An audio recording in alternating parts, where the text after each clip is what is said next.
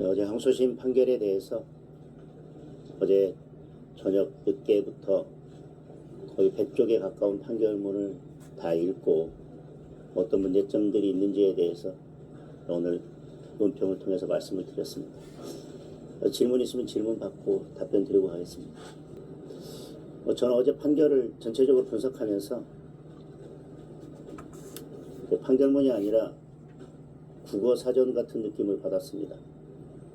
발언 전체의 취지와 발언 전체가 있는데 그것을 다 토막내고 껍질을 벗기고 잘라내서 뭉개놓고 이것이 허위사실이 아니다. 생선이 있는데 머리 자르고 꼬리 자르고 지느러미 자르고 껍질 벗기고 가시 다 발라내놓고 이건 생선이 아니다. 이야기하는 것과 똑같지 않습니까? 백현동 공격아파트 발언의 핵심은 특혜가 아니라 국토부가 직무유기를 어떻게 할 것처럼 협박을 해서 어쩔 수 없이 인허가를 하게 됐다는 게 핵심입니다. 국토부가 직무유기를 어떻게 할 것처럼 협박을 했는지는 이번 판결에서 그렇게 강조한 행위에 관련된 것이고 사실에 관련된 것입니다.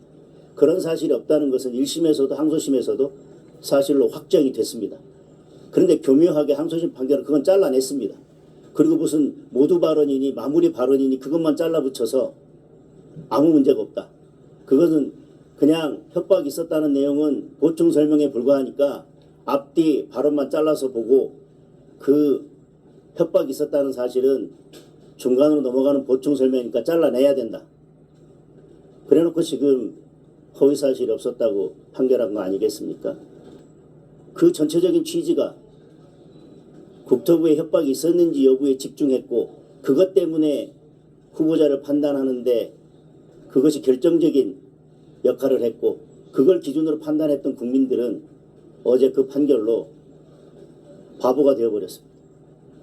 그건 중요한 것도 아니고 아무것도 아니랍니다. 국민들은 그거에 집중했고 그것이 핵심인데 어제 판결은 그걸 다 잘라내고 모두 발언과 마무리 발언만 보면 된다고 합니다.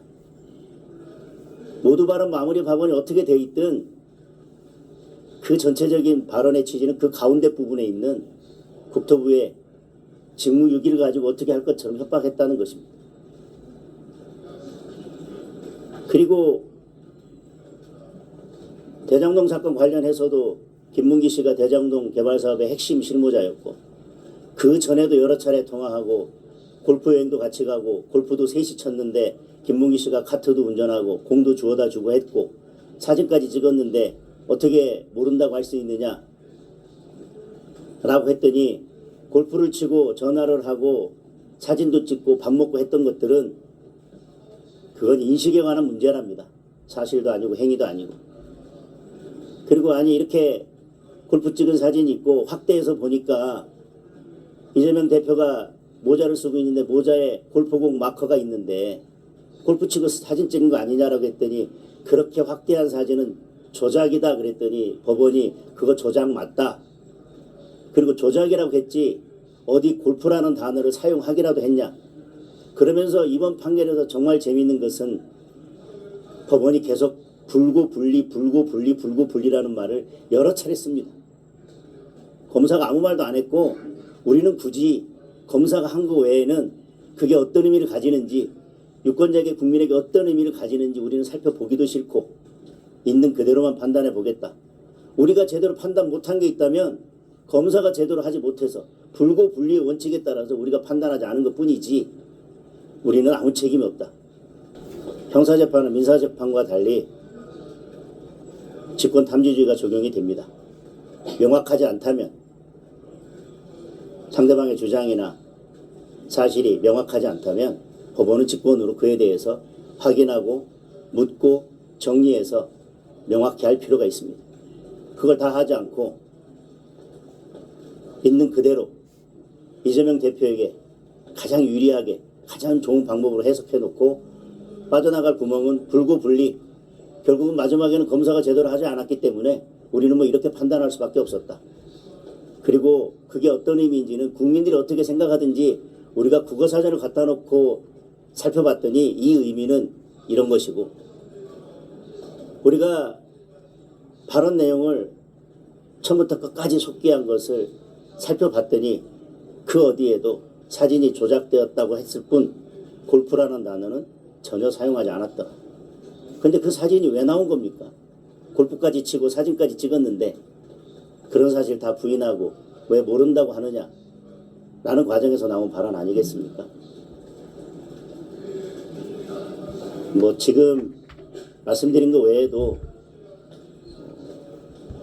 저는 이번 판결은 이재명 대표나 그 변호인이 주장하는 사실들을 그대로 복사해서 갖다 붙여놓은 판결이라고 생각합니다.